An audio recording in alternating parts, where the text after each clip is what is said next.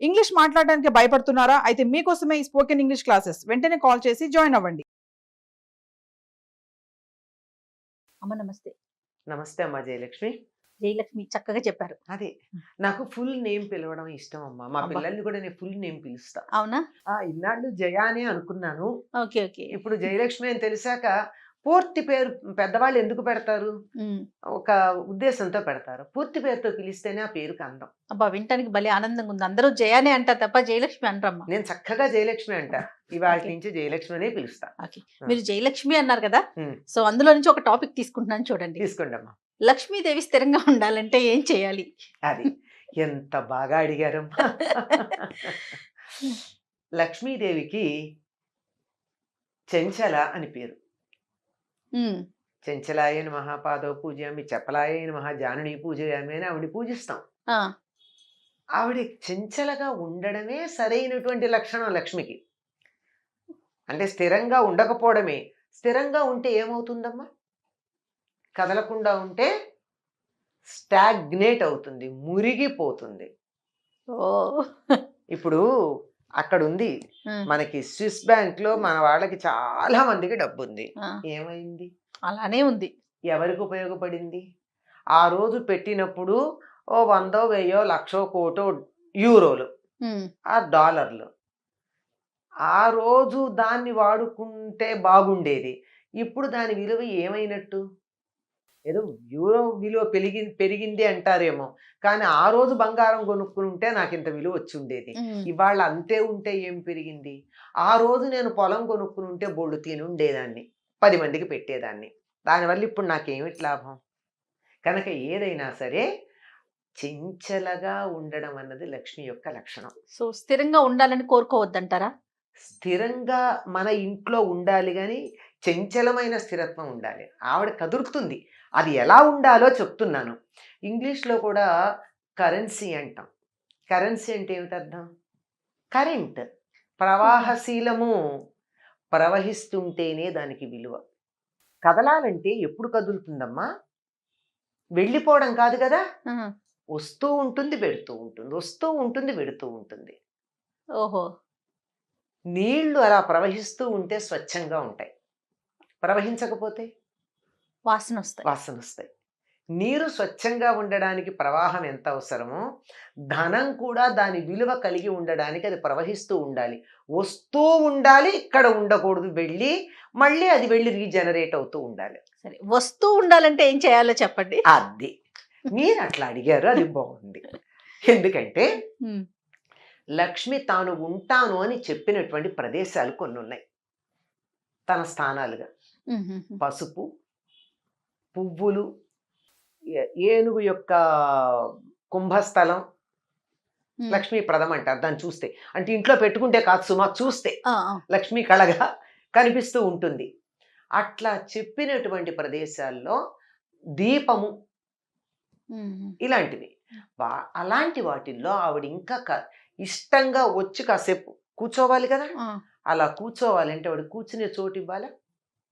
ఇవ్వాలి కదా మనం. కూర్చునే చోట అక్కడ చెత్త వేస్తే నేనే కూర్చోను. మీరు కూర్చోరు. ఎవరు కూర్చుంటారు? ఎవరు కూర్చోరు కదా! హ్మ్.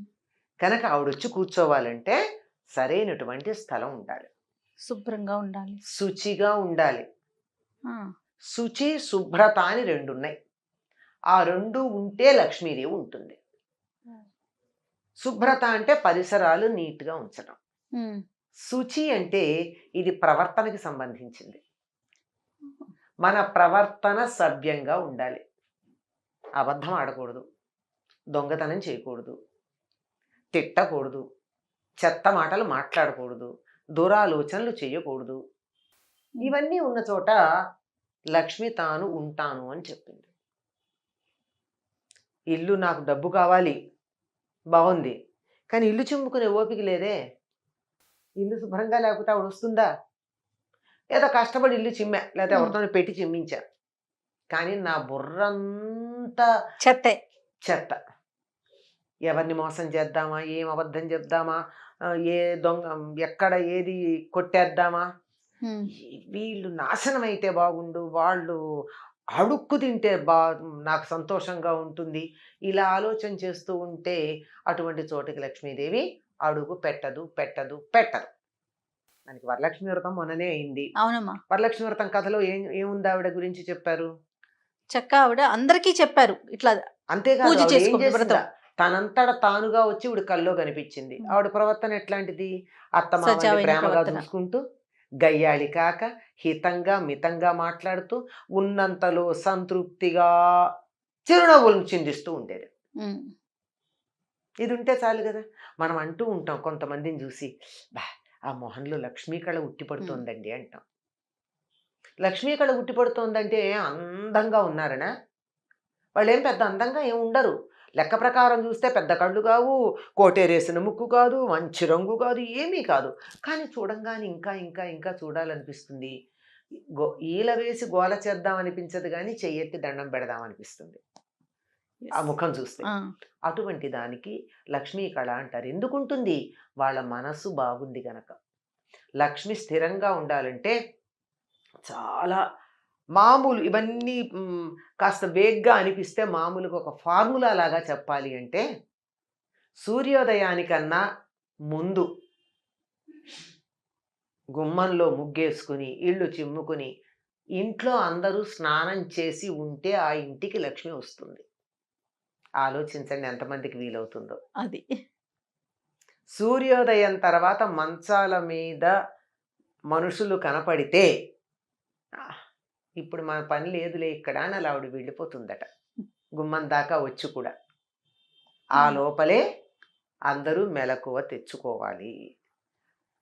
పాచి బట్టలు, పాత బట్టల మూటలు, చెత్త, బూజు, దుమ్ము ఉన్న చోట లక్ష్మీదేవి అడుగు పెట్టను అని చెప్పింది. సాలీడును కూడా స్త్రీ అంటారు, అయినా సరే ఆవిడ సాలీడు ఉంటే ఆవిడ ఉండదు ఉండదు. ఉండదు. బూజులు వేలాడుతున్న ఇంట్లో, పాచి ఉన్న ఇంట్లో ఉండదు. స్పష్టంగా చెప్తుంది. విప్పిన బట్టలు దరిద్ర హేతువులు. మనకి ఒక జానపద గేయం ఉంటుందమ్మా, ఇంట్లో ఆడవాళ్ళు పాడుకుంటారు, ఆడవాళ్ళు పాడేది. లక్ష్మీ జ్యేష్ఠ సంవాదం అది. అక్క చెల్లెళ్ళు. ధర్మరాజు యుద్ధంలో ఓడిపోయాడు, అరణ్యవాసానికి వెళ్ళాలి, సంపదలన్నీ వదిలేసి అంటే జ్యేష్ఠాదేవి బాధపడుతుంది. ఆయన దగ్గరికి ఎట్లా వెడతాను, నేను వెళ్ళగలిగిన లక్షణం ఒక్కటి లేదు ఆయన దగ్గర ఉంటుంది జ్యేష్ఠాదేవి. కట్టి విప్పిన బట్ట కట్టడే రాజు, ఆడి విడిచిన నీరు ఆడడే రాజు. ఎట్లా పెడతానమ్మా నేను? ఒకసారి కట్టుకున్న బట్ట మళ్ళీ కట్టుకోడు, ఆయన దగ్గరికి ఎట్లా పెడతాను? ఒకసారి కట్టుకుని విప్పిన బట్ట దాంట్లో జ్యేష్ఠాదేవి ఉంటుంది అంటే మలినం ఉంటుంది కదా. అవును. అందుకని ఆయన ఎప్పుడు అట్లా ఉండడుగా, శుచిగా ఉంటాడు కదా, నేను ఎలా పెడతాను ఆయన దగ్గరికి? ఆడి విడిచిన నీరు ఆడడే రాజు. ఒకళ్ళు స్నానం చేసి వదిలిపెట్టిన నీళ్లు మళ్ళీ స్నానం చేయడం అంటే, మన వాళ్ళు మీకు గుర్తుందో లేదో ఇంట్లో చెప్తారు, ఒక పూర్వకాలం 10 మంది ఉన్న కుటుంబాల్లో ఒకళ్ళ తర్వాత ఒకళ్ళు స్నానాలు చేస్తూ ఉంటే, ఒకళ్ళు స్నానం చేశాక మిగిలిన నీళ్లు పారబోసేస్తారు తప్ప అందులో ఇంకోళ్ళు ఉన్నాయి కదా అని వాడరు.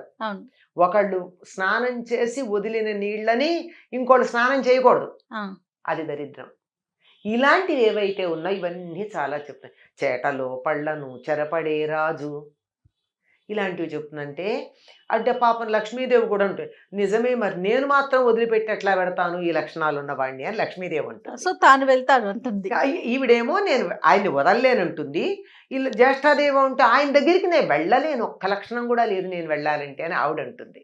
ఇవి లక్ష్మీదేవి ఉండాలి అంటే అంటే మొట్టమొదట ఇంటిని, ఒంటిని, బుద్ధిని శుచిగా పెట్టుకుని సత్ప్రవర్తన కలిగి ఉంటే లక్ష్మి అంటే కరెన్సీ ఏమో తెలియదు కానీ అన్ని లక్ష్ములో ఉంటాయి. ఆరోగ్య లక్ష్మి, సంతాన లక్ష్మి. సంతాన లక్ష్మి అంటే 10 మంది సంతానం కాదు, ఉన్న సంతానం సంపదలాగా ఉండడం. 4 కొడుకులు 4 దేశాల్లో ఉండి ఎవరో ఈడ్చి పారేసే పరిస్థితి ఉంటే సంతాన లక్ష్మి ఉన్నట్ట కాదు కదా. అవునమ్మా. సంతానం వేరు, సంతాన లక్ష్మి వేరు. లక్ష్మి వేరు కదా. ఆ. ఇలా అన్నీ కూడా లక్ష్ములు ఏది మనం కావాలని కోరుకుంటామో అటువంటి సంపదలన్నీ ఇటువంటి సత్ప్రవర్తన కలిగినటువంటి చోట ఉంటాయి. మరి లక్ష్మి కావాలంటే ఎట్లా ఉండాలి? ఖచ్చితంగా శుచిగా శుభ్రంగా ఉండాలి. నోరు కూడా బాగుండాలి. అది మనుషులమే కాదు, నోరు కూడా. నోరు బాగుండాలి, మంచి మాటలు రావాలి నోట్ల నుంచి. అద్భుతం అమ్మా. Thank you. నమస్తే. నమస్తే అమ్మా.